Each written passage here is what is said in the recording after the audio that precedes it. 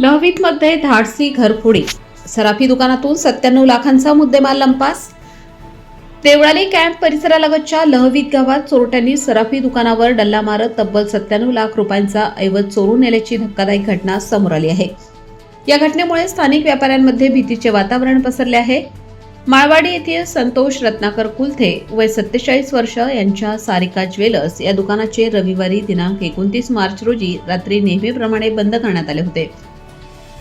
मात्र सोमवारी पहाटे अज्ञात चोरट्यांनी दुकानाची लोखंडी शटर वाकवून आत प्रवेश केला आणि तिजोरीसह शोकेस फोडून सोन्या चांदीचे दागिने व रोख रक्कम लंपास केली.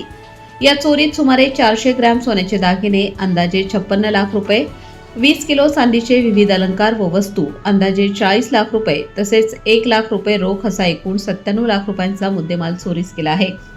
घटनेची माहिती मिळताच देवळाली कॅम्प पोलिसांनी घटनास्थळी धाव घेत फॉरेन्सिक पथक, फिंगरप्रिंट तज्ज्ञ व श्वान पथकाच्या मदतीने तपास सुरू केला. मात्र चोरट्यांचा ठोस मागोवा लागलेला नाही. गुन्हे शाखेच्या युनिट क्रमांक 2च्या अधिकाऱ्यांनीही घटनास्थळी भेट देत तपासात सहभाग घेतला आहे. दरम्यान दुकानात सीसीटीव्ही यंत्रणा नसल्याचे समोर आल्याने तपासात अडथळे निर्माण होत आहेत. या प्रकरणी पोलिसांकडून पुढील तपास सुरू असून चोरट्यांचा शोध घेण्याचा प्रयत्न वेगाने सुरू आहे. माझे नाव संतोष रत्नाकर कुलथे, राहणार लहवीत. दुकानाचे नाव सारिका ज्वेलर्स. माझ्या दुकानामध्ये चोरी झालेली आहे.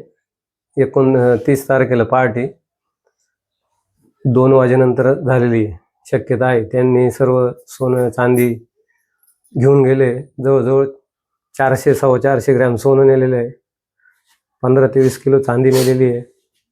बाकीच्या काही अशा किरकोळ वस्तू नेल्या, आधार कार्ड, पॅन कार्ड, इतर काही वस्तू आहेत त्या माहीत नाही अजून. तुम्हाला सर्वप्रथम ही घटना केव्हा कळाली, काय सांगा?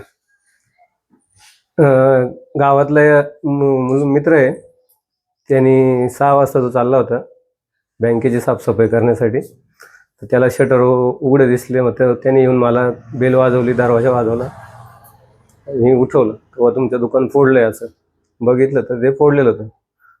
5:30-5:45चा टाइम होता तो. दुकानाजवळ आपल्या सीसीटीव्ही नाही, त्याचे काय कारण आहे, काय सांगा?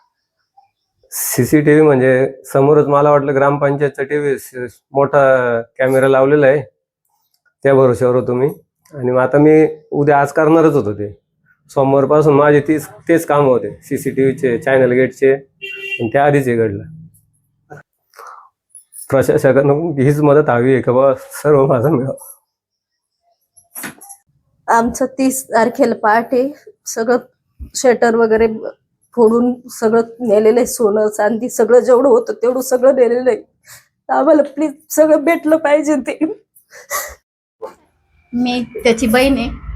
लोकांनी, गावातल्या लोकांनी त्याला साथ द्यावी, त्याला कुठल्याही प्रकारे प्रेशर आणू नये असं मला वाटतं. त्याच्याबद्दल तुम्ही त्यांना सहकार्य करण्याची अनुमती द्यावी.